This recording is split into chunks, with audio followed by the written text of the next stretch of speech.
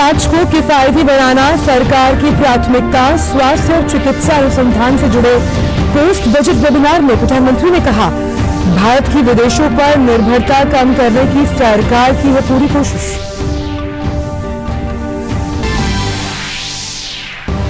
पहली बार स्वदेशी एयरक्राफ्ट पर समुद्र में आज से शुरू होगा नौसेना कमांडर्स का सम्मेलन। रक्षा मंत्री राजनाथ सिंह का होगा संबोधन।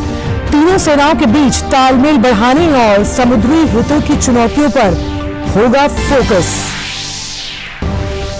यूपी के उमेश पाल हत्याकांड में शामिल एक और शूटर उस्मान पुलिस एनकाउंटर में ढेर। उस्मान ने चलाई थी प्रयागराज की पुलिस पर पहली गोली। मेघालय में आज प्रोटेम स्पीकर दिलाएंगे नवनिर्वाचित विधायकों को शपथ। 9 मार्च को होगा विधानसभा अध्यक्ष का चुनाव। उधर नागालैंड में एनडीपीपी और बीजेपी गठबंधन आज पेश कर सकती है सरकार बनाने का दावा।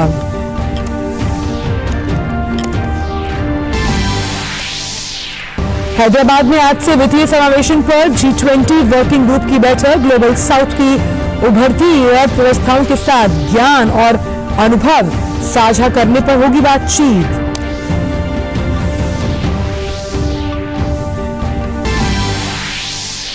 विमेन प्रीमियर लीग में आज मुंबई इंडियंस और रॉयल चैलेंजर्स बैंगलोर के बीच होगा मुकाबला। कल से मैच में यूपी वॉरियर्स ने गुजरात जायंट्स को 3 विकेट से दी मात। महाकाल मंदिर में शुरू हुआ रंगों का उत्सव। 40 क्विंटल फूलों से खेली गई होली। मथुरा वृंदावन से लेकर काशी तक घरों और बाजारों में चढ़ा होली का खुमार।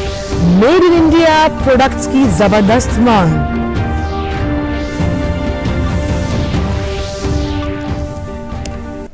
नमस्कार, आप देख रहे हैं डीडी न्यूज। मैं हूं आंचल गुलाटी गुम्बर और बुलेटिन की शुरुआत कर रहे हैं इस वक्त की सबसे बड़ी खबर से, जो कि बिहार से आ रही है।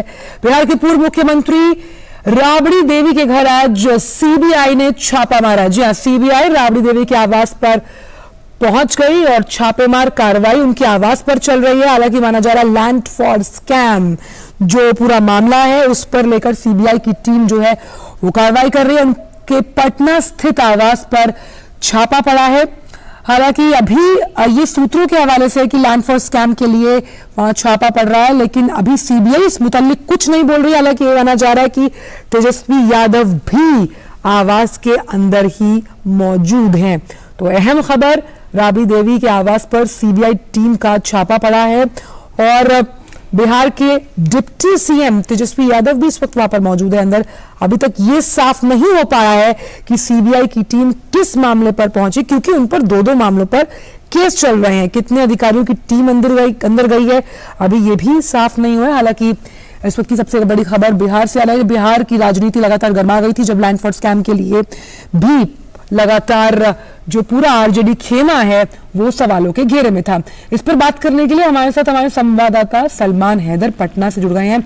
सलमान, राबड़ी देवी के पटना स्थित आवास पर सीबीआई का छापा, बड़ी खबर और सबसे अहम बात की ये माना जा रहा है कि तेजस्वी यादव भी जो कि डिप्टी सीएम है इस वक्त आवास में ही है। जी, विधानसभा का सत्र चल रहा था, अभी चल ही रहा है। आज सत्र है। होली की छुट्टियों से पहले तेजस्वी यादव विधानसभा के लिए निकले थे। अब इस वक्त वो राबड़ी देवी के घर हैं या नहीं है ये कंफर्म नहीं हो पाया है, लेकिन अभी सीबीआई का दल पहुंचा हुआ है और सीबीआई के लोगों ने मीडिया से कोई बात नहीं की है। और लेकिन ये कहा जा रहा है जो सूत्र कि ये शायद जो विधान परिषद की सीटों के बदले जमीन अपने नाम लिखा लेने का मामला था जो आरजेडी की रिजीम में हुआ था, घोटाले से या रेलवे की दुकानों के आवंटन जैसी बात भी सामने आ रही है। बहरहाल सीबीआई का दल पहुंचा हुआ है, जांच में जुटा हुआ है और अंदर से कोई खबर आ नहीं रही है। तो अभी पुख्ता तौर पर ये कह पाना जरा मुश्किल है कि उद्देश्य क्या है जब तक सीबीआई ऑफिशियली कुछ बयान नहीं देती है। तो अभी ये कहना मुश्किल है। लेकिन राबड़ी देवी घर के अंदर है, पटना का जो उनका आवास है, सरकारी आवास, उसमें है और बाकी सीबीआई की टीम पहुंच गई है। अंदर क्या हो रहा है ये खबर अभी बाहर नहीं आ रही है। जी तो टीम के कितने जो अधिकारी हैं, अगर आपसे जानकारी हम हासिल कर पाए, जो कि पटना से आवास पर छापेमारी कर रहे हैं? आज सुबह जब ये लोग पहुंचे हैं तो जो पास के लोग बता रहे हैं 7-8 की टीम थी जो आई थी और उन्होंने घर में प्रवेश किया है और फिर बाहर अभी कोई सूचना नहीं आ पा रही है। जी अच्छा, अभी कुछ दिन पहले भी जिस तरह से ये जो लैंड स्कैम मामला है पूरा, सलमान को लेकर लगातार आरजेडी जो है वो सवालों के घेरे में, हालांकि कई ऐसे मामले हैं जिन पर आरजेडी पर सवालिया निशान लगे हैं। तो साफ तौर पर राबड़ी देवी ने कुछ दिन पहले कहा था कि भाजपा उनसे डर गई है, इसलिए केंद्रीय एजेंसियों को उनके पीछे पड़वा दिया है। देखिए, आरजेडी के लोगों का तो अभी भी ये कहना है कि भारतीय जनता पार्टी या जो ये कार्रवाई हो रही है इसके पॉलिटिकल मोटिव हैं, राजनीतिक उद्देश्य हैं और उनका आरोप तो यही है कि इससे घबरा करके, आरजेडी के प्रभाव से घबरा करके, हालांकि प्रभाव अगर है तो बिहार से बाहर नहीं है, ये भी बात साफ है। लेकिन फिर भी आरोप तो यही लगाया जा रहा है कि दुर्भावना से ग्रसित होकर के केंद्र सरकार इस तरह की कार्रवाई कर रही है। जी आंचल, और साथ ही साथ जिस तरह से हमने देखा था कि जो दिल्ली का राउज रेवेन्यू कोर्ट है, सलमान, उन्होंने कथित जमीन के बदले में नौकरी के मामले में पूर्व केंद्रीय रेल मंत्री लालू प्रसाद यादव, राबड़ी देवी और 14 अन्य के खिलाफ समन भी जारी किया था। जी जी जी, वो तो देखिए केस कई चल रहे हैं, इसीलिए ये साफ नहीं हो पा रहा है कि आज की जो रेड है वो किस मामले को लेकर के है। लेकिन जैसे जैसे अभी खबरें आएंगी अंदर से मैं आपको बताऊंगा भी और स्थिति भी स्पष्ट होगी कि क्या मामला है, पूरा मामला क्या है, क्योंकि मामले कई चल रहे हैं। रेलवे घोटाला का मामला है और चारे वाला तो था ही, उसके बाद ये नौकरी के बदले जमीन का है और विधान परिषद की सीटों के बदले जमीन या मकान लिखवाने का मामला है, जो बेनामी संपत्तियां बटोरने का आरोप है लालू परिवार पर। तो उनमें से कोई भी मामला हो सकता है। तो स्थिति जब तक स्पष्ट नहीं होती है तब तक कुछ कहना मुश्किल है।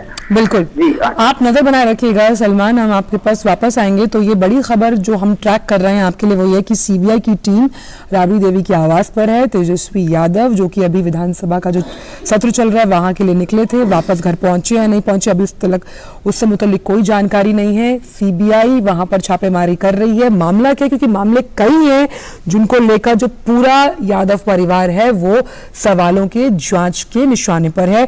तो जिस तरह से लगातार जानकारी हमारे पास आएगी हम अपने दर्शकों तक पहुंचाते रहेंगे। बहुत बहुत शुक्रिया सलमान इन तमाम जानकारियों को हमसे साझा करने के लिए। और अब रुक करते हैं अन्य खबरों को और बात करते हैं स्वास्थ्य पर जो प्रधानमंत्री ने वेबिनार में संबोधन दिया था उससे मुतल्लिक।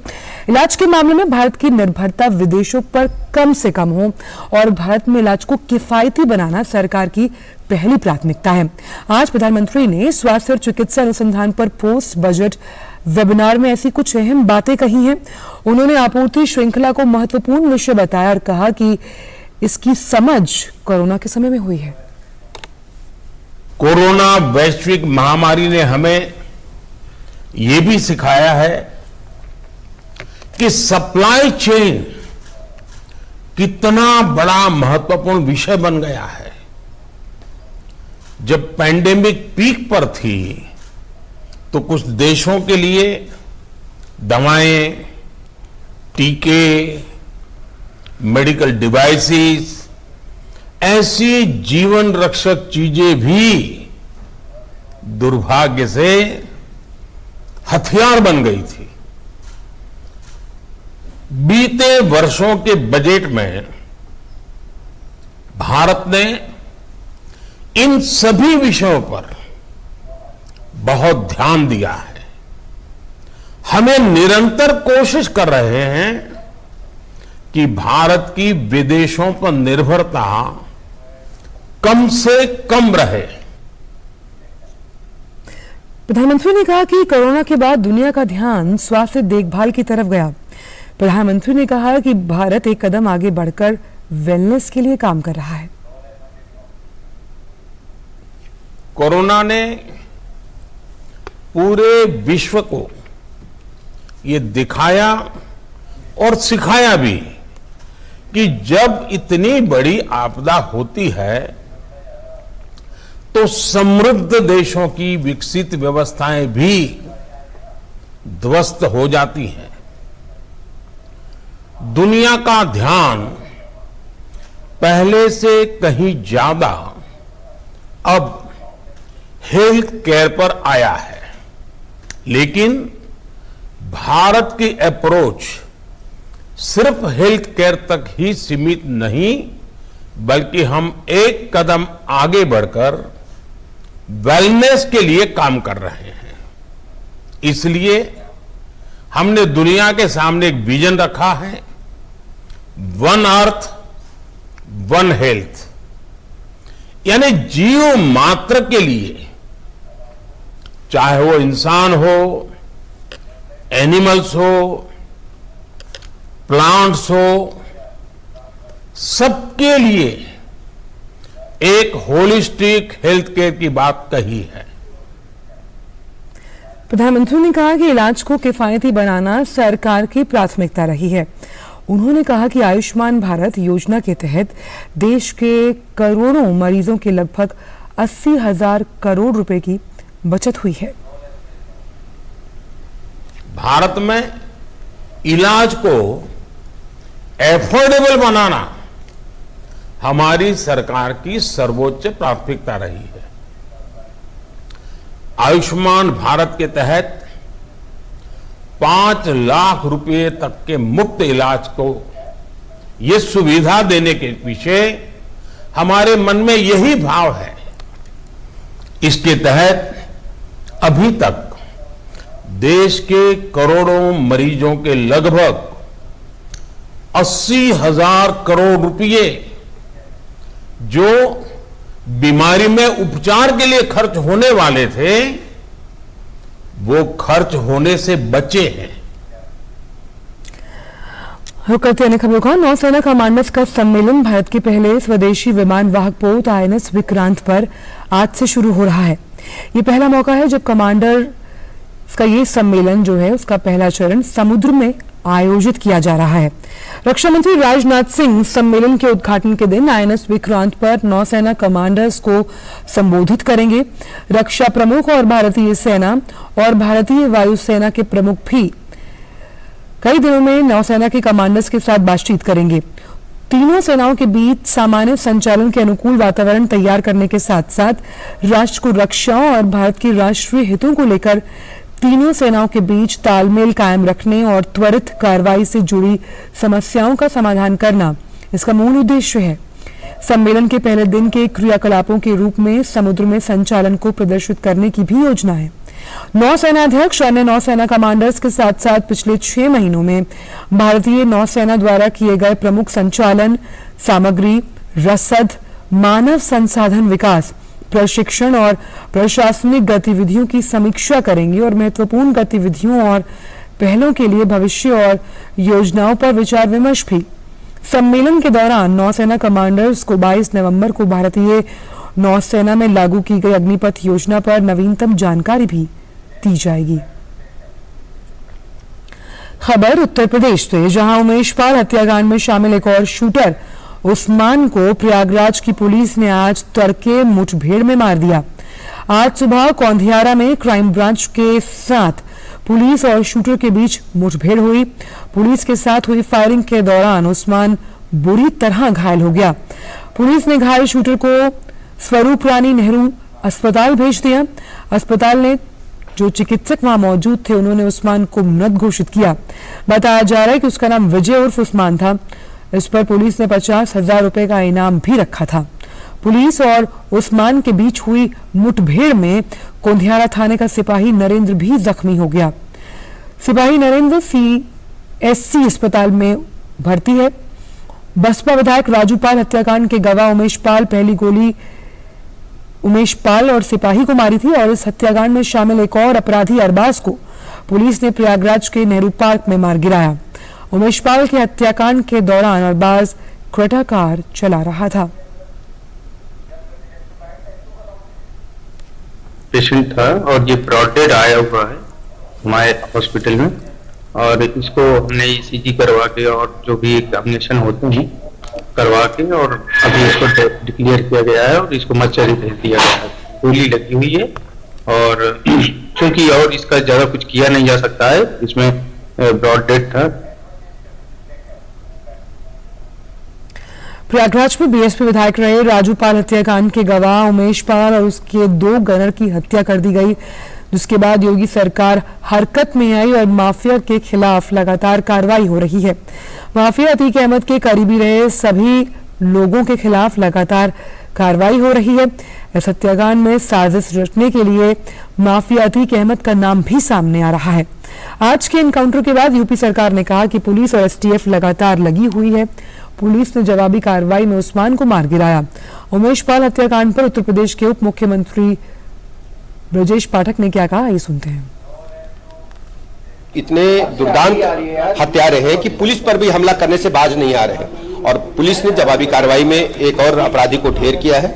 हमारी पुलिस एसटीएफ लगातार सक्रियता के साथ छापे डाल रही है। एक एक अपराधी को सजा मिलेगी, हमारी प्रतिबद्धता है। तो उत्तर प्रदेश की राजधानी लखनऊ में मुख्यमंत्री योगी आदित्यनाथ ने गन्ना किसानों के लिए 77 ट्रैक्टर्स को हरी झंडी दिखाकर रवाना किया। प्रदेश में किसानों का विकास और किसानों को आत्मनिर्भर बनाना राज्य सरकार के प्रमुख प्राथमिकताओं में से एक है। सरकार इस दिशा में कार्य कर रही है। किसानों को मजबूत और सशक्त बनाने का कार्य तेजी से हो रहा है।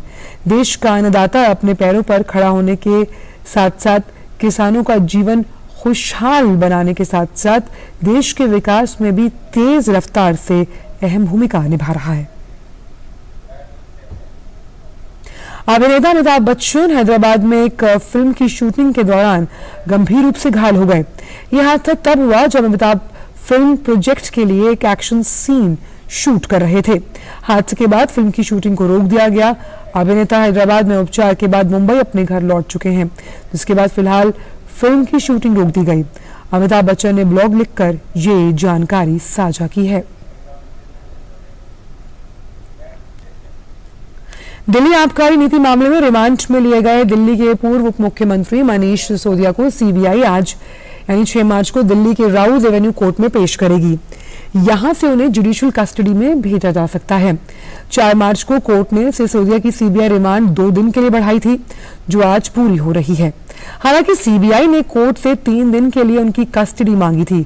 सिसोदिया की जमानत याचिका पर कोर्ट 10 मार्च को दोपहर 2 बजे फैसला सुनाएगा।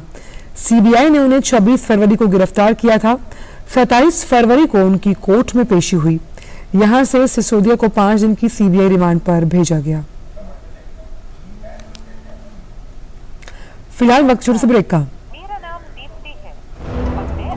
शुरू करो, डालो बुनियाद, घर महल नजर आएगा। वंडर लाइए, वंडर अपनाइए, फर्क नजर आएगा। वंडर सीमेंट, फर्क नजर आएगा।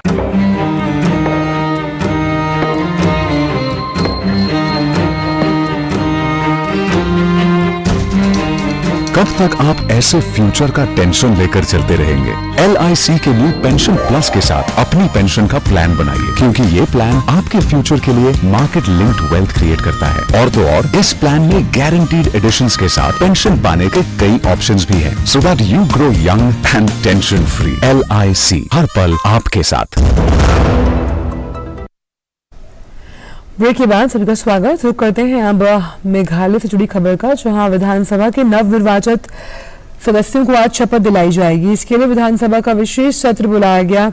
विशेष सत्र के दौरान ही विधानसभा अध्यक्ष का भी चुनाव कराया जाना है। 59 सदस्यों वाले नए सदन की आज होने वाली पहली बैठक में प्रोटेम स्पीकर नवनिर्वाचित विधायकों को पद की शपथ दिलाएंगे। इसके बाद सदन की बैठक 9 मार्च राहुल गांधी जी ने भारत की सेना की ऊपर प्रश्न चिन्ह खड़ा कर दिया और जाकर चीन के अधिकारियों के साथ जाकर बैठ गए। हमारे सेना के जवान शहीद हो गए तो कहते हैं कार बम में कुछ लोग मर गए। ये क्या ये सोच राहुल गांधी जी की भारतीय सेना के प्रति है? कभी हमारे सैनिकों को बदनाम करने के लिए कहते हैं कि उनको थप्पड़ पड़े, क्या क्या कहते हैं। और इतना कमजोर कांग्रेस पार्टी हो सकती है, भारत नहीं है। क्यों अमेरिका को हस्तक्षेप करने के लिए कहें?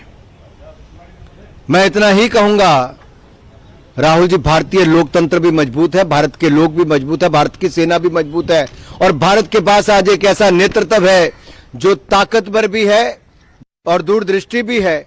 और दुनिया भर के नेतृत्व ने कहा कि हमें भारत में विश्वास है, मोदी जी पर विश्वास है। आप भारत के साथ विश्वासघात मत करिए राहुल गांधी जी। आप भारत की विदेश नीति पर आक्षेप आपके निम्न बौद्धिक स्तर का परिचायक है।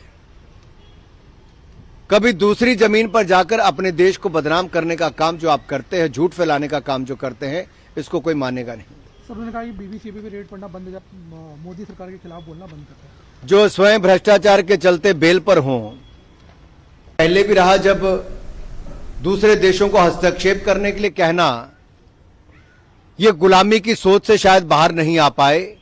और आजादी के 75वें वर्ष में मैं इतना ही कहना चाहता हूं, मोदी जी ने कहा है कि गुलामी की सोच से बाहर आना चाहिए, उस मानसिकता से आजादी पानी चाहिए। राहुल जी, आप भी पा लीजिए।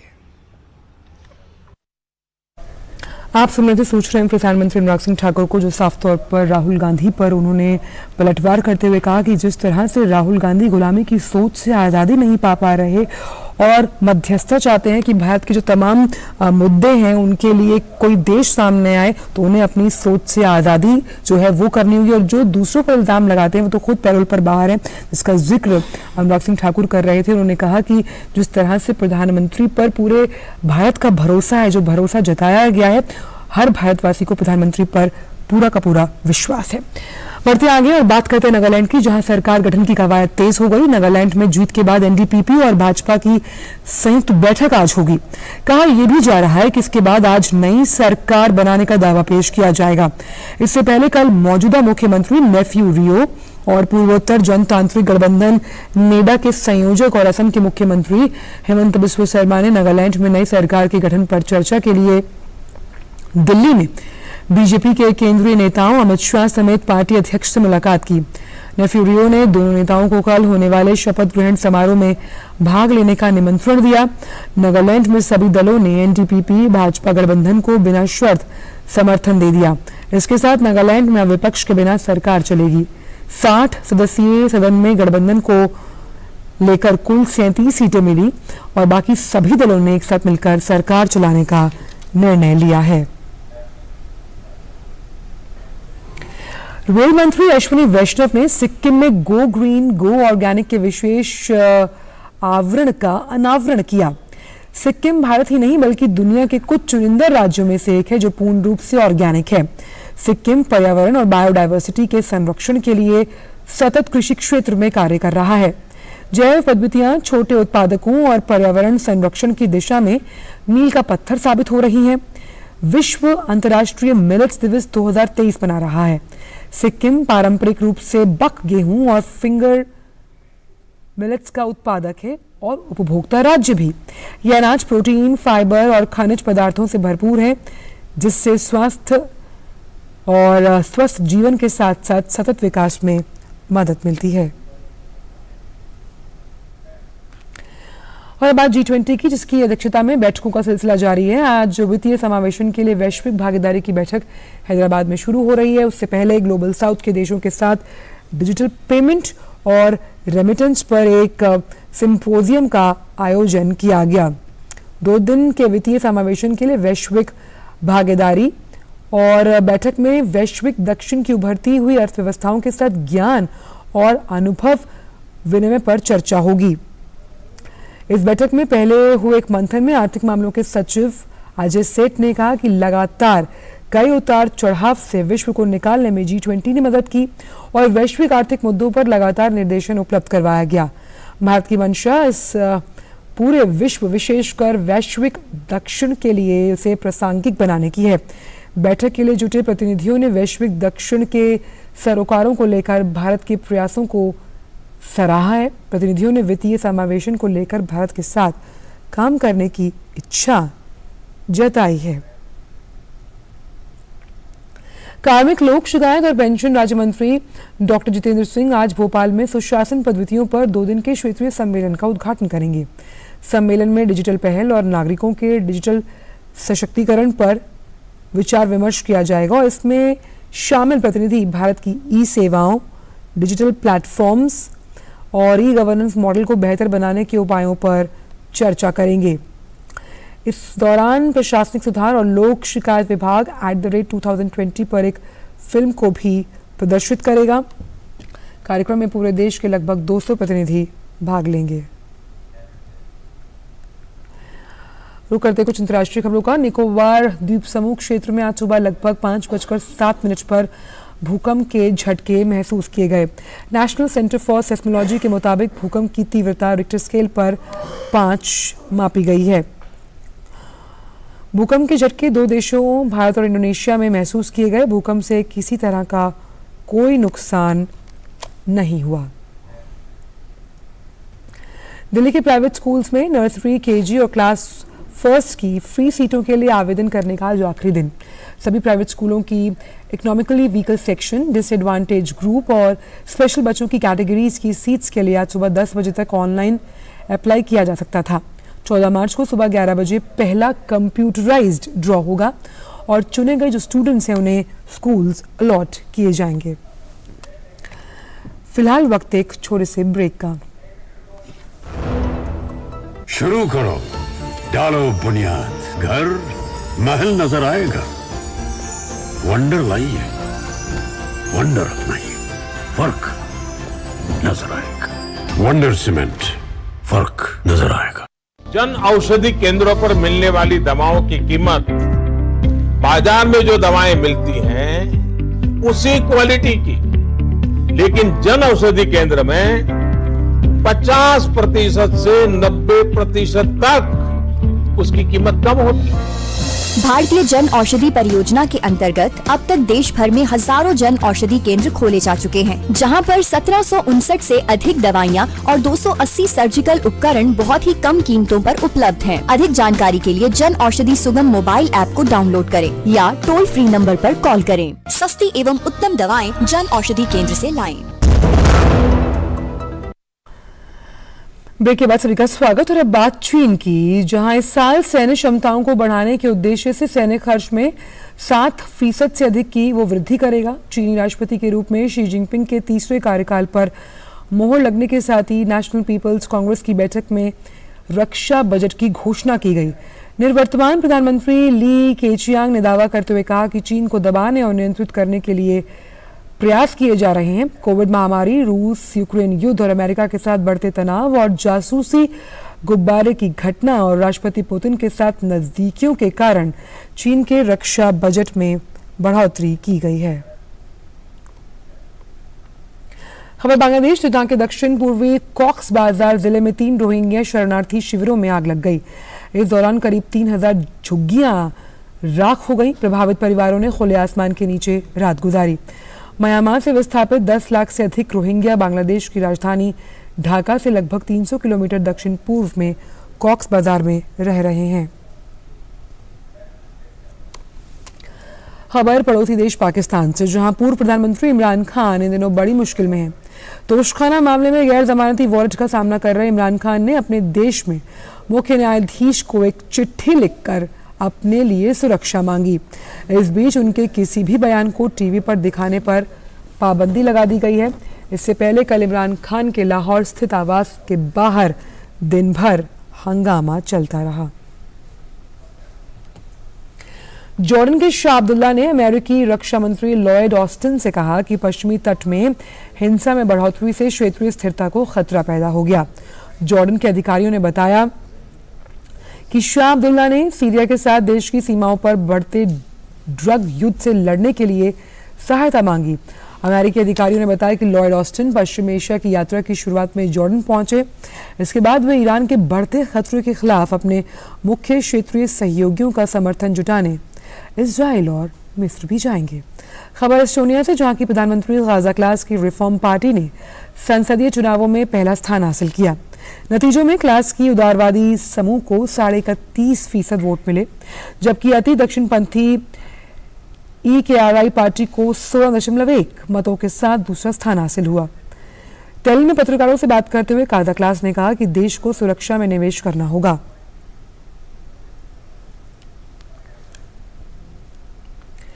खबर क्यूबा से, जहां ईंधन की कमी के बीच राष्ट्रपति डियाज कैनल ने रूस की रोजनेफ्ट के सीईओ इगोर सेचिन से बात की। सेचिन ने कहा कि अब जब क्यूबा संबंधित मुद्दों की बात आती है तो पुतिन सीधे और व्यक्तिगत रूप से उनकी निगरानी करते हैं। डियाज कैनल के कार्यालय ने ट्विटर के माध्यम से जारी एक बयान में कहा, इगोर सेचिन और डियाज कैनल के बीच बैठक के दौरान क्यूबा के संयुक्त राष्ट्र के सदस्य देशों ने खुले समुद्र में बायोडायवर्सिटी की रक्षा के लिए संधि पर सहमति जताई। न्यूयॉर्क में 100 से अधिक देशों के प्रतिनिधियों ने इस वार्ता में हिस्सा लिया। 2 सप्ताह तक चली वार्ता में सदस्य देशों के बीच संधि को लेकर सहमति बनी। इस संधि को लेकर विभिन्न देशों के बीच पिछले कई सालों से वार्ताओं का दौर जारी था, लेकिन कुछ बिंदुओं पर आम सहमति नहीं बन पाने की वजह से कोई निश्चित रूपरेखा तय नहीं हो पा रही थी। ये संधि वर्ष 2030 तक विश्व के 30% महासागरीय क्षेत्रों के संरक्षण पर संयुक्त राष्ट्र में बायोडायवर्सिटी सम्मेलन के संकल्प के क्रियान्वयन का एक अहम हिस्सा है। महासागर विशेषज्ञ निकोला क्लार्क ने इस संधि को बायोडायवर्सिटी के लिए बड़ी जीत बताया और कहा कि महासागरों की रक्षा में यह संधि मील का पत्थर होगी। और अब खबर मलेशिया से, जहां लगातार भारी और मूसलाधार बारिश की वजह से बाढ़ की स्थिति उत्पन्न हो गई।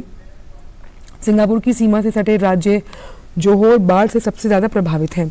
बाढ़ की वजह से 40,000 लोगों को अपने घरों को छोड़ने के लिए मजबूर होना पड़ा। प्रशासन ने बाढ़ के कारण 4 लोगों के मरने की पुष्टि की। राष्ट्रीय आपदा प्रबंधन एजेंसी के अनुसार बाढ़ से विस्थापित हुए लोगों के लिए 200 से अधिक राहत आश्रय स्थापित किए गए। मौसम विभाग ने आने वाले दिनों में दक्षिणी राज्यों में और अधिक बारिश की चेतावनी दी है। महिला प्रीमियर लीग में आज मुंबई के बेब्रॉन स्टेडियम में मुंबई इंडियंस और रॉयल चैलेंजर्स बेंगलुरु की टीम आपस में भिड़ेगी। जहां मुंबई की टीम ने अपने पहले मुकाबले में 143 रनों के बड़े अंतर से जीत दर्ज की, वहीं आरसीबी टीम को अपने पहले मुकाबले में दिल्ली कैपिटल्स के हाथों हार का सामना करना पड़ा। दोनों टीमों के कई शानदार खिलाड़ी शामिल हैं इस टूर्नामेंट में। आरसीबी की टीम दूसरे मुकाबले में अपनी गेंदबाजी को मजबूती दे सकती है। कहते हैं कि आप जिसे अपना आदर्श मानते हो, अगर उससे मुलाकात हो तो क्या कहने, क्योंकि वो एक सुखद एहसास होता है। ऐसा ही कुछ सीरिया के 10 साल के नाबिल सईद के साथ हुआ, जिनका फुटबॉलर की दुनिया के जादूगर क्रिस्टियानो रोनाल्डो से मिलने का सपना पूरा हुआ। देखिए एक खास रिपोर्ट। फुटबॉल की दुनिया के बड़े सितारे क्रिस्टियानो रोनाल्डो से मिलकर उन्हीं के अंदाज में अपनी खुशी को अपनी मुस्कुराहट से सामने रखता ये बालक नाबिल सईद है, जो सीरिया का रहने वाला है। हाल ही में सीरिया में आए भूकंप में अपने पिता को खोने वाले सईद का सपना था कि वो क्रिस्टियानो रोनाल्डो से मिले, और इसके लिए उन्होंने सीरिया में भूकंप प्रभावित क्षेत्र में पहुंचे सऊदी अरब की रेस्क्यू टीम से खास अनुरोध किया था, जिसके बाद सईद को न सिर्फ रोनाल्डो से मिलने का मौका मिला, बल्कि उन्हें सऊदी प्रो लीग में रोनाल्डो के क्लब अल नस्र का मुकाबला देखने का भी अवसर प्राप्त हुआ। सईद के मुताबिक उन्होंने कभी नहीं सोचा था कि उनका ये सपना इतनी जल्दी पूरा हो जाएगा। मैंने जब रोनाल्डो को देखा तो मुझे लगा कि मैं सपना देख रहा हूँ। मुझे अपने आप पर विश्वास नहीं हुआ। ये सपना कब खत्म होगा मुझे पता नहीं था। हाँ, मैंने ईश्वर से जरूर प्रार्थना की थी कि ये बस सपना ना रह जाए। मैं उम्मीद करूँगा सब लोग रोनाल्डो से मिले, वह एक बहुत अच्छे इंसान हैं। 10 साल के नाबिल की रोनाल्डो से मिलने की इच्छा को सऊदी प्रशासन ने पूरा किया, जिन्होंने सोशल मीडिया पर वायरल हुए नाबिल की फरियाद को देखा और सुना। नाबिल अब क्रिस्टियानो रोनाल्डो की तरह ही खुद को एक बड़ा फुटबॉलर बनते देखना चाहते हैं। Sports desk, DD news. विश्व नंबर 1 रेडबुल चालक मैक्स वेस्टरस्टेपन ने season opening race Bahrain Grand Prix को अपने नाम कर लिया। रविवार को हुई इस रेस में उन्होंने अपने साथी सर्जियो पेरेस को पीछे छोड़ा। सर्जियो पेरेस को दूसरा स्थान हासिल हुआ। ये साखिर सर्किट में वेस्टरस्टेपन की पहली जीत रही। वहीं 2 बार के चैंपियन फर्नांडो अल्सानो ने तीसरा स्थान हासिल किया। वहीं चार्ल्स लेक्लर्क, जिन्होंने 2022 में जीत दर्ज की थी, रेस पूरी ही नहीं कर पाए और 41वें लैप में उनकी रेसिंग कार का इंजन फेल हो गया। इंग्लिश प्रीमियर लीग में लिवरपूल ने धमाकेदार अंदाज में मैनचेस्टर यूनाइटेड पर 7-0 की बड़ी जीत दर्ज की। एनफील्ड में खेले गए इस मुकाबले में लिवरपूल की ओर से मोहम्मद साले ने जीत में अहम भूमिका निभाई। साले ने मुकाबले में 2 गोल किए। इन 2 गोल की बदौलत साले लिवरपूल की ओर से प्रीमियर लीग के इतिहास में सबसे ज्यादा गोल करने वाले खिलाड़ी बन गए। इससे पहले ये रिकॉर्ड रॉबी फ्लावर के नाम था। साले के इस सीजन में लिवरपूल की ओर से सभी तरह की प्रतियोगिता में गोल करने की संख्या 22 पहुंच गई। मोहम्मद साले के अलावा सी गैक्पो, डार्विन नुनेस और रॉबर्टो फर्मिनो ने भी एक-एक गोल किया। खबर छत्तीसगढ़ से, जहां की पंडवानी गायिका उषा बारले को पद्मश्री से नवाजा गया। दुर्ग की रहने वाली उषा बारले को बचपन में उनके गायन के चलते पिता के गुस्से का सामना भी करना पड़ा, लेकिन इसी के दम पर वो सम्मान के शिखर पर पहुंची। खास बात यह है कि उषा बारले ने तीजन बाई से पंडवानी सीखी। इससे पहले तीजन बाई को पद्मश्री, पद्म भूषण और पद्म विभूषण सम्मान दिया जा चुका है।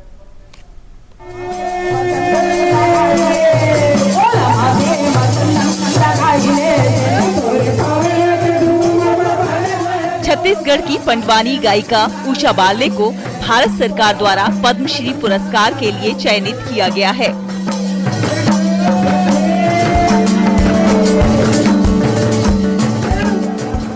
उषा बारले बताती हैं कि वो पहले पंथी गाना गाती थीं, लेकिन बाद में उनकी रुचि पंडवानी की तरफ हो गई।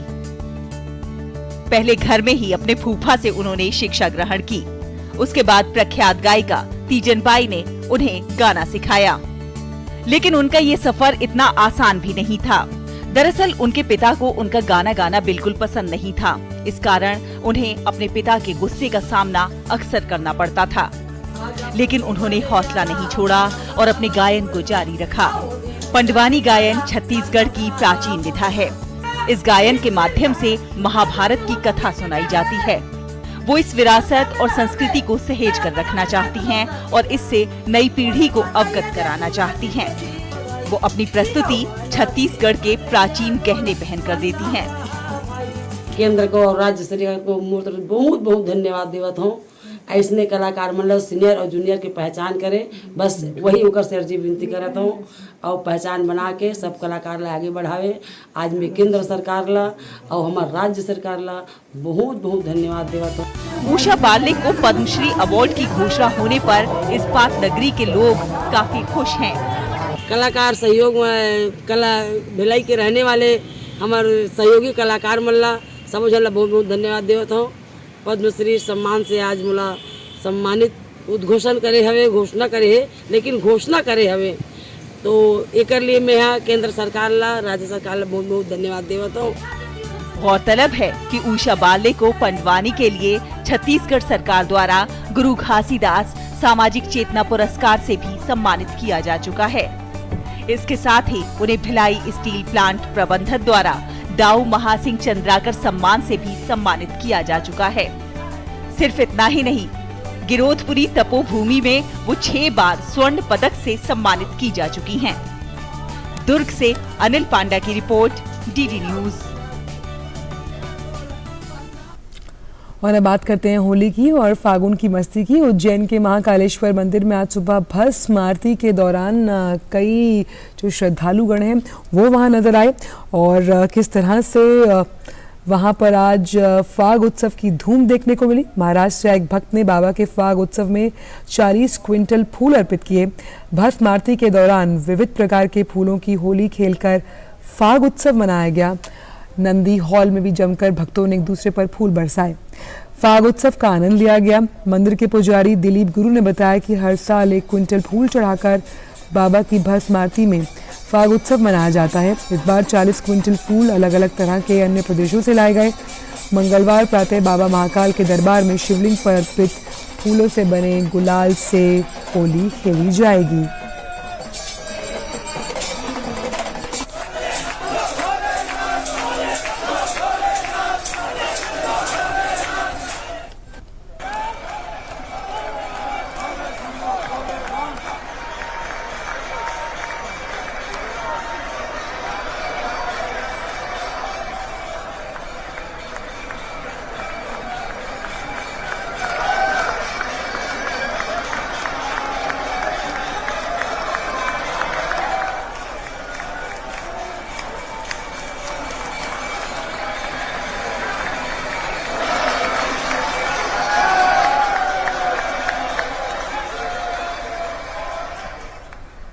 तो होली की बात और वृंदावन का नाम ना है ऐसा नहीं हो सकता। तो वृंदावन के शरणागति आश्रम में लड्डू होली, लठ होली, छड़ी होली और फूलों की होली के बाद भगवान श्याम सुंदर ने राधा रानी और सखियों के साथ निकुंज होली खेली। इस अलौकिक छटा के बीच भगवान को सबसे पहले सेवायातों की ओर से अबीर गुलाल लगाया गया।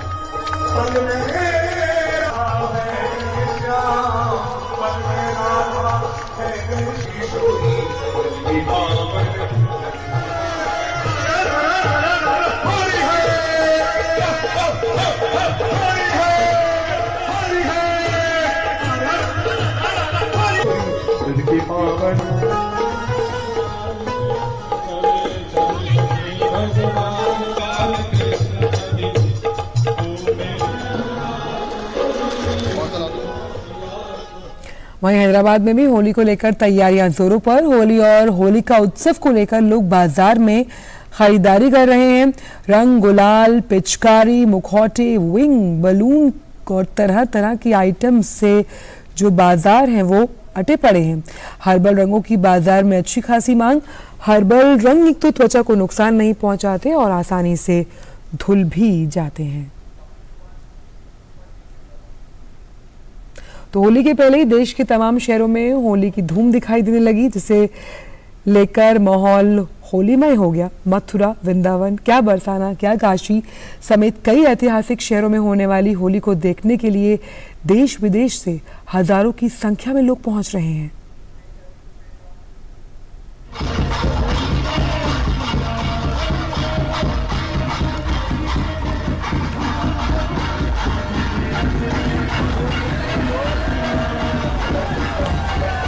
ढोल नगाड़ों के साथ हवा में उड़ता गुलाल। होली के कुछ दिन पहले ही देश के कोने कोने से ऐसे ही नजारे देखने को मिल रहे हैं। ये त्योहार है दिलों को जोड़ने का, सतरंगी रंगों में रंगने का। देश के कई हिस्से में होली की शुरुआत कई दिनों पहले ही शुरू हो गई है। मथुरा, वृंदावन, बरसाना और काशी सहित भारत के अन्य शहर होली के रंगों में रंगे नजर आ रहे हैं। कहीं फूल की होली, कहीं रंग गुलाल की, कहीं लड्डू तो कहीं लठमार होली। हर जगह होली का खुमार सबके सिर चढ़कर बोल रहा है।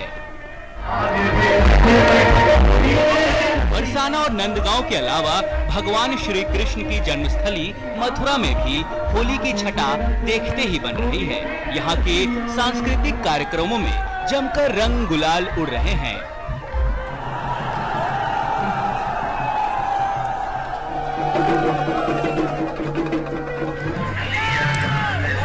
वहीं देश की सांस्कृतिक राजधानी के रूप में विख्यात प्राचीन नगरी काशी में भी होली के रंग का खुमार अपने शबाब पर है।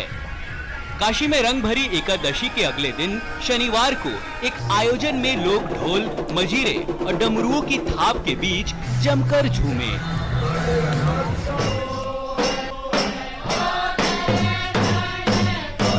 देश की प्रसिद्ध होलियों में से एक कुमाऊनी की खड़ी होली भी है। करीब 1.5 से 2 महीने तक चलने वाले इस त्योहार को उत्तराखंड कुमाऊं निवासी बड़े हर्षोल्लास के साथ मना रहे हैं। Bureau report, DD news.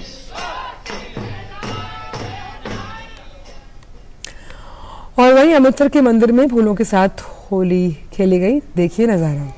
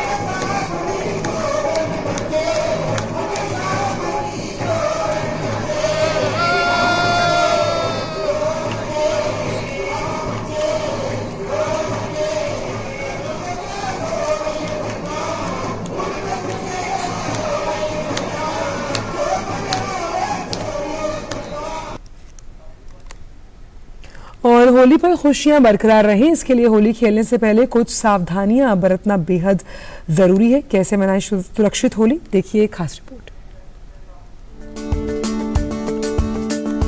Holi त्योहार है रंगों और खुशियों का।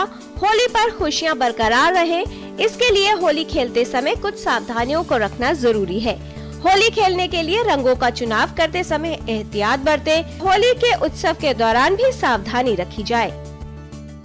रंगों के साथ साथ में कभी कभी नुकसान भी पहुंचता है। बड़े सारे ऐसे कलर्स होते हैं जिसमें केमिकल्स होते हैं जो आपके शरीर के त्वचा को, आंखों को नुकसान पहुंचा सकते हैं, आपके बालों को नुकसान पहुंचा सकते हैं। तो हम चाहते हैं कि बच्चे, परिवार वाले ऐसा कलर यूज़ करें जिसमें टॉक्सिसिटी ना हो, और ये जरूर करें कि आंखों को नुकसान ना पहुंचे। हमने देखा है बड़े सारे लोग बैलून यूज़ करते हैं, उससे जो है आंख में चोट लग सकती है। कभी कभी लोग जो है गंदे पदार्थ यूज़ करते हैं, कीचड़ यूज़ करते हैं, गंदा पानी यूज़ करते हैं, उसको नहीं करिए, नहीं तो आपको जो है नुकसान पहुंच सकता है। होली के माहौल में सावधान रहना चाहिए। होली सिर्फ सूखे रंगों से ही खेले, स्वच्छता का विशेष ध्यान रखें, सिर्फ सफाई से बनी हुई मिठाई ही खाएं। होली का त्योहार मनाएं, लेकिन लापरवाही न करें। आंखों में जैसे गुलाल है, आंख में चला जाता है, तो आंखों को रब न करें, आंखों को साफ करें, साफ पानी से धोएं, रनिंग टैप वाटर से, या फिर आपके घर में कोई आर्टिफिशियल टीयर पड़ी है तो उसको भी डाल करके आंखों को साफ कर सकते हैं। एक ड्रॉप नहीं, बड़े सारे ड्रॉप डालने पड़ेंगे जिससे अंदर के पदार्थ निकल के आ जाएंगे। उसके बावजूद भी आंख में आपको इरिटेशन हो रही है, फॉरेन बॉडी सेंसेशन हो रही है, आंख में चुभन हो रही है, तो तुरंत जो है पास के हॉस्पिटल में जाइए जहां पर एग्जामिनेशन हो जाएगा, और कोई चीज़ पड़ी है तो उसको साफ कर सकते हैं, निकाल सकते हैं। दूसरा जो एक केमिकल होते हैं जो रंग यूज़ करते हैं, जो वो आंख में चला जाए तो उससे नुकसान बहुत हो सकता है, जिसे हम केमिकल इंजरी कहते हैं। उसके लिए आपको तुरंत जो है हॉस्पिटल जाना पड़ेगा आंखों को साफ करने के लिए, या फिर उसको जो है न्यूट्रलाइज करने के लिए। और जहाँ तक हमारा सुझाव है, जब भी होली आप मना रहे हैं, रंगों से मना रहे हैं, तो पास में एक साफ पानी का बाल्टी रख लीजिए जिसको जो है सही टाइम में यूज़ कर सकते हैं। और जब भी आपको आंख धोना या चेहरा धोना है तो ये जरूर करिए जो बाकी रंग आपके शरीर में है, आपके हाथ में, आपके बाल में है, उसको अलग से पहले धो लीजिए, फिर आप अपने चेहरे या आंखों को धोइए। आपकी होली शुभ हो, सुरक्षित हो। किरण भारद्वाज, डीडी न्यूज। और इस बार होली पर सरकार आपको सॉवरेन गोल्ड बॉन्ड में निवेश करने का मौका दे रही है। सॉवरेन गोल्ड बॉन्ड स्कीम 2022-23 की चौथी सीरीज आज से खुल गई। इसमें 10 मार्च तक निवेश का मौका। इस बार सरकार ने ये बॉन्ड जो हैं उसके लिए 5,611 रुपये प्रति ग्राम का भाव तय किया है। ऑनलाइन अगर आप अप्लाई करते हैं या फिर डिजिटल पेमेंट करते हैं तो इस पर आपको 50 रुपये की छूट जो है प्रति ग्राम वो दी जाएगी, यानी कि डिस्काउंट मिलेगा। और आपको 1 ग्राम सोने के लिए 5,561 रुपये देने होंगे। इस हिसाब से आपको 10 ग्राम सोने के लिए 55,610 रुपये चुकाने होंगे। सॉवरेन गोल्ड बॉन्ड एक सरकारी बॉन्ड होता है जिसे आरबीआई की तरफ से जारी किया जाता है। इसे डीमैट के रूप में परिवर्तित कराया जा सकता है। दिल्ली स्थित राजघाट पर पूर्वांचल माटी महोत्सव का 6ठा संस्करण आयोजित हुआ। पूर्वांचल की कला संस्कृति को सहेजने के साथ साथ एक भारत श्रेष्ठ भारत की भावना को साकार करते हुए इस महोत्सव में कई रंग देखने को मिले। मेरा बचपन भी साथ ले आया गांव से जब भी आ गया कोई। जी हाँ, जब भी अपने गांव की सौंधी माटी की सुगंध की चर्चा कोई करता है तो गांव की गलियों और चौबारों में बीती बचपने की यादें ताजा हो जाती है। दिल्ली एनसीआर में रहने वाले पूर्वांचल वासियों को सांस्कृतिक रूप से आपस में जोड़ने के मकसद से नई दिल्ली स्थित राजघाट परिसर में पूर्वांचल महोत्सव माटी के 6ठे संस्करण का आयोजन हुआ। माटी महोत्सव में भाग लेने आए राजस्थान के राज्यपाल कलराज मिश्र ने कहा कि इस तरह के कार्यक्रम हमारी पारंपरिक संस्कृति और विचारों को आपस में जोड़ने का काम करते हैं। यह बहुत ही सुखद है कि आज आप सभी के साथ यहाँ इस माटी उत्सव में सम्मिलित होने का सौभाग्य मुझे प्राप्त हुआ है। यह महोत्सव हमारी उत्सव धर्मी संस्कृति का एक तरह से उजास है। इसके लिए आप सभी को बहुत बहुत बधाई और शुभकामनाएं। इस मौके पर माटी ट्रस्ट के चेयरमैन राम बहादुर राय ने कहा कि यह महोत्सव पूर्वांचल की लोक संस्कृति को दिल्ली सहित देश भर में आगे बढ़ाने का प्लेटफॉर्म है। माटी का जो आयोजन है वह माटी के बल पर, अपने बल पर पूर्वांचल का विकास हो सके या पूर्वांचल के लोग आगे बढ़ सके, इसकी एक प्रोसेस है। कार्यक्रम के आयोजकों के मुताबिक माटी की कला, संस्कृति और धरोहर हमारे मन को मिट्टी से जोड़ती है। निस्वार्थ भाव से आई थिंक जो माटी का क्रिएशन है वो उस प्लेटफॉर्म है। आप देखिए सब लोग आते हैं, उनकी ख्वाहिश रहती है, कोई कुछ न कुछ करता रहता है, ऐसे ही मूवमेंट बनता है। और मूवमेंट से जहाँ वहाँ के जो बच्चे हैं, जो वहाँ के लोग हैं, उनकी अगर तरक्की होती है तो सबको खुशी होती है। मेरा बचपन भी साथ ले आया गांव से जब भी आ गया कोई। हम लोग गांव घर और गांव की और पूर्वांचल की संस्कृति और संस्कारों को नई पीढ़ी तक पहुंचाने का काम कर रहे हैं। कार्यक्रम के दौरान पूर्वांचल की कला और संस्कृति को सहेजने में योगदान देने वाली विभूतियों को राज्यपाल कलराज मिश्र ने सम्मानित भी किया। मैं अब इंटेल इंडिया को लीड करती हूँ, उसके प्रेसिडेंट हूँ और अब मेरे पास वो मौका है कि मैं इंडिया के लिए कुछ कर सकूँ और पूर्वांचल के लिए कर सकूँ। पूर्वांचल के लोग को एक दूसरे से जुड़ना बहुत ज़रूरी है, क्योंकि अगर आप हेल्थ के हिसाब से देखें तो पूर्वांचल अभी थोड़ा पिछड़ा हुआ है। हमको बहुत काम करना उस क्षेत्र के लिए। जो भी हम कर रहे हैं वो सिर्फ अपनी कंट्री के लिए, बल्कि कंट्री नहीं बल्कि अपने एरिया के लिए कर रहे हैं। तो अपने गांव के लिए हमने यहाँ पे जो भी हमारे पास प्रॉपर्टी थी वो पूरी हमने दिया हुआ है। माटी महोत्सव में भाग लेने आए पूर्वांचल वासियों ने कहा कि सांस्कृतिक धरोहर के प्रति असीम प्रेम ही हमें बार बार अपनी मिट्टी की ओर खींच लाता है। तमाम पूर्वांचल के लोग, तो तमाम गणमान्य हस्तियां हैं, आज यहाँ पधारी हैं और उनके माध्यम से एक सांस्कृतिक मेल मिलाप होता है। लोग मिलते हैं, आपस में अपनी बातें शेयर करते हैं। मेट्रो सिटी के अंदर में लोग अपने जमीनों से कहीं दूर हैं और उनको एक मंच मिलना और वहाँ पे लोगों का एकत्र होना, तो ये आपस में मिलने जुलने से एक संस्कृति डेवलप होती है। माटी उसमें हमारे लिए बड़ा सहायक होगी, क्योंकि आज भी मैं अपने बच्चे को साथ में लेके आई हूँ और मुझे बड़ा गर्व भी महसूस होता है कि मैं पूर्वांचल से हूँ। पूर्वांचल की खुशबू से महक रहे राजघाट परिसर में आयोजित माटी महोत्सव के जरिए एक और जहां उत्तर प्रदेश के पूर्वांचल क्षेत्र की सदियों पुरानी लोक कला और बहुरंगी संस्कृति को सहेजने का काम हो रहा है, वहीं एक भारत श्रेष्ठ भारत की संकल्पना को साकार करने का सार्थक प्रयास भी किया जा रहा है। माटी पूर्वांचल महोत्सव के जरिए एक और जहां गांव में विरासत की जो तस्वीर है, भारत की जो संस्कृति है, भारत की सोंधी माटी की जो सुगंध है, उसको राजधानी दिल्ली में महकाने का काम किया जा रहा है।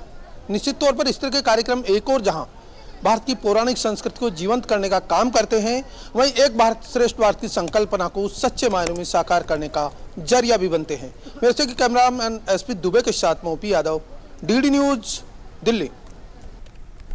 और फिलहाल समाचारों में इतना ही। दीजिए इजाजत, नमस्कार।